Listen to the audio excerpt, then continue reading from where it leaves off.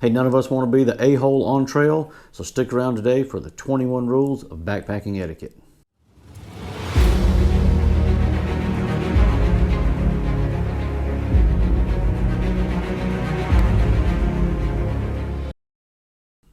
These first few are going to deal with right-of-way while you're out and about on the trail. Generally speaking, if you are going uphill and you're meeting someone going downhill or the inverse, the downhill is always going to yield to the uphill traffic. I know me personally, if I'm going uphill, it's a lot harder to get all of my stuff moving than it is coming downhill. A lot easier for us to take breaks, a lot easier for us to restart going downhill. So just be sure if you're the one hiking downhill, you yield to that person coming up the hill. Huge pet peeve of mine. We have a lot of trails around here that are hiking and biking allowed. I specifically avoid those because most bicycle riders on the trail are god-awfully obnoxious, and I hate being on trails with bicycle riders. Bicycles, you yield to hikers. No one ever does that because the bicycles are moving significantly faster than most of the hikers. Hikers, if you're on a mixed use with an equestrian trail, you actually yield to the horses. So from a rite of passage, the way it goes, horses have the right of way. Behind it, next in the hierarchy is the hiker, then next is the biker. And it's not very often you see a trail that is mixed used with bikes and horses. That's just a recipe for disaster for everyone involved. On the subject of horses, if you're on a mixed use trail and you're going to be exposed to horses, keep in mind these are prey animals, so you're going to have the horse more comfortable and also the rider of the horse more comfortable if when you are meeting the horse and you yield the right of way, if you can have the ability to step downhill. Step downhill as opposed to uphill. Uphill, the horses sees it more as a threat, and they're just a little more apprehensive than if you were to step downhill. And it's always a good idea to talk to the horse, and it kind of lets them know that, hey, this person with some big funky thing off their back and these sticks in their hand, they're not really a threat. It just helps disarm those guys a little bit more. Horses are usually pretty quick to pass on, but the rider will definitely appreciate it. And another thing to keep in mind with those horses when you're passing them, no big sudden movements, especially if you're still holding your trekking poles, because at that point the horse assumes that's a threat.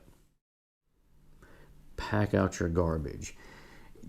Nothing worse than getting into camp and finding trash all over the place, whether it's your busted tent that you decided you didn't want to carry out, or last night's meal that you just left in the fire pit assuming someone else was going to burn it. Take all of that stuff out. Be sure to dispose of your waste properly. Leave the campsite better than you found it every time you go into it. On the subject of your campsite, put the fires out before you leave. Now, if I'm out backpacking, I want a super small fire right there at night so it's long gone by the morning. But in the event that anything is still around, you need to make sure all that stuff is doused. There's nothing worse than rolling through the woods and you're going down the trail and you come up on a campsite where the fire is still burning, where someone just got up that morning, covered it up a little bit, thought it was out, and then went on about their hike only for it to restart. That's how forest fires happen, people. So be sure to put your fire out. Take the time, do it correctly, do it safely. Everyone else going forward will appreciate it. Speaking of fires, you do not need an absolute massive bonfire that's going to burn your face off while you're sitting there. You kind of just need a little company around the fire. This isn't, high school where we're all going to drag out and sit on the back of the tailgate of the truck around the bonfire and drink beer after the ball game. You're out in the woods. Small campfire is all you need. It doesn't need to be some big massive thing that you leave with a tan after it's over with. And when you're making those fires, be mindful of how you're collecting wood. Some areas are a little more forgiving with you picking up deadfall. Don't go chopping down trees around camp just so you can feed your fire. Because when you do that, you ruin that spot for everyone else going forward. Be mindful of excess noise. I have a friend, love him to death, missionary friend of mine. He and I took him on one of his first backpacking trips. He was just so moved by the visuals and the view. He was very excited. He was rejoicing loudly at the views. And I had to tell him, I was like, hey dude, like just tamp it down just a little bit. He's like, why? This is so wonderful. It's like everyone around here thinks you're injured now. And it wasn't 10 minutes later on the trail, someone comes by and they want to know if someone was hurt. So just be mindful of, if I'm loud, I may be causing panic with other people if they hear me, but can't really tell what I'm saying. So just tone it down. And truthfully, we're all out there trying to enjoy the peace and tranquility of it all. So the less we can disturb that, the better. And the biggest offender of disturbing the peace, for God's sakes, don't use those Bluetooth speakers hanging off the back of your pack. I passed someone on the trail the other day with theirs and they were blaring. I could hear them a mile before they got to me and a mile after I passed them. I wanted to throat punch the girl in the very back with the speaker on. It was like 10 late teen, early 20 kids out there, and they were just doing their thing and they were having fun. They weren't trying to be offensive or anything, but we're not out there listening to a rock concert. If you want to listen to the music, they make earbuds. Put one in. And notice I said one, not two. If you have two, you're oblivious to everything going around you. And if you're on that trail with the bicyclist that's going to run over you that you're not going to know is coming, or even the trail runner that's out there that's coming up on you way quicker than you think they are, you want to be able to hear that stuff around you. Or even animals, you know. I'd like to know there's a barking dog up ahead of me before I get to it. So if you're going to listen to music, put in a earpod and then stay tuned with the rest of it. We're passing one another on the trail. We obviously, and especially in some spots, get into other people's personal space, just passing each other on the trail. That does not extend to going in and checking out their campsite. I've been laying there in a shelter, taking a nap, and you have people ease in, like, oh man, I really love that setup. You know, just completely off the trail just because they liked what you were sleeping in. It's a bit of a creeper factor. Just don't do it. I mean, assume everyone has personal space, so don't be that person. And this one's more for the guys than it is the ladies, but it's to aid the ladies. Speaking of the creeper stuff, don't be overly probing with the questions. Keep in mind that they look at things completely different than we do. Questions that we may ask about, oh, you know, how long are you guys out? Where are you going? That type of thing can be intimidating for some people and borderline on threatening, a little intrusive. Keep it high level, keep it light, nothing overly detailed. We don't want to come off like the creeper that may be trying to stalk them down in the middle of the night. So quit being so damn nosy.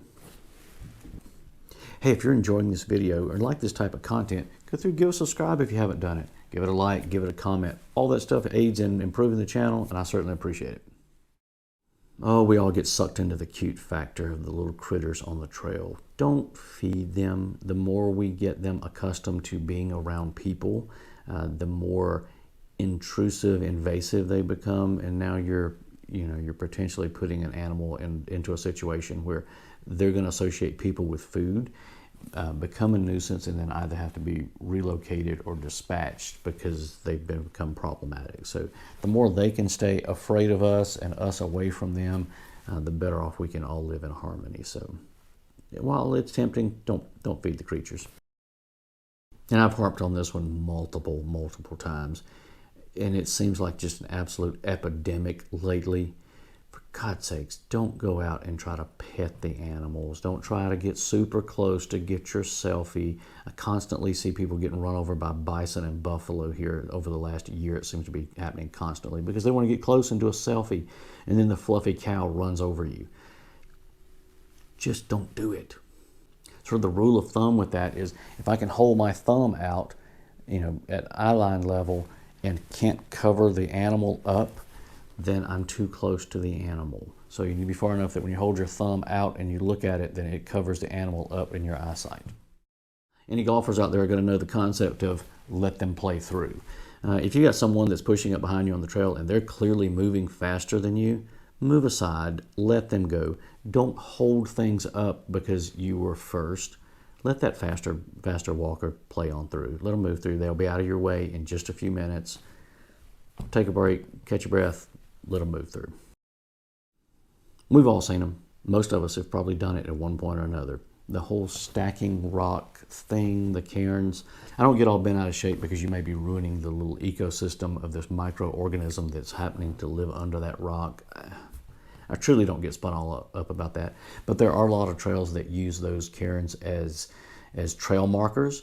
And so if all of a sudden I'm out creating those two, you can cause confusion on the trail of, hey, is this a point that I'm supposed to be turning? Or is this a turnaround? Or is this some kid that thought it was really neat to stack rocks? Just don't do it.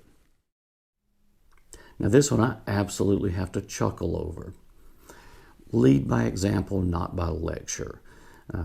Set a good example for people out on the trail. But having said that, don't lecture people while they're out there.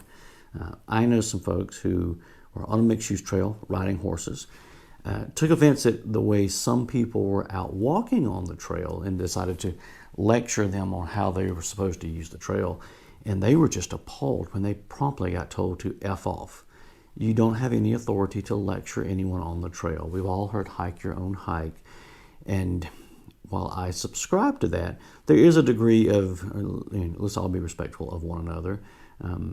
But if your approach to educating me is lecturing me on how I'm doing everything wrong, I would probably give you the same response. Whether it's nighttime hiking or just sitting around camp, we're all running around with our headlamps on. They're usually pointed straight out in front, and this is what we normally see. For God's sakes, turn it down toward the ground so you're not blinding everyone. Or better yet, use a red light. Step off the trail to go poop. It really sucks when you turn the corner and someone has dropped trowel right in the middle of the trail. May actually be right in the middle of doing it. It's happened on more than one occasion. You turn a corner out in the middle of nowhere and you're like, I'm going to step over here. Just yell when you're done. We can all take a few minutes and walk off trail. Now when you do that, be sure to shoot a bearing so that you can find your way back to the trail accurately and safely. Don't leave the toilet paper teepee sticking up by the trail. We don't need any of that from a visual perspective. It's just freaking disgusting. Just get off the trail, do your business, dispose of it as is properly called for in that area. I love taking my little dog Topo with me. Leash your dogs. It's for the safety of the dog and everything else that's around there. If I have my dog loose, and while I know they're not dangerous, they're not going to bite, if they're barking and being aggressive and running up on another animal, whether it's someone else's dog that may not be quite so friendly, or a skunk in the woods, or a raccoon, something that could give them rabies, whether it's someone else. I've had dogs run up aggressively on me, and if it moves in and tries to bite someone,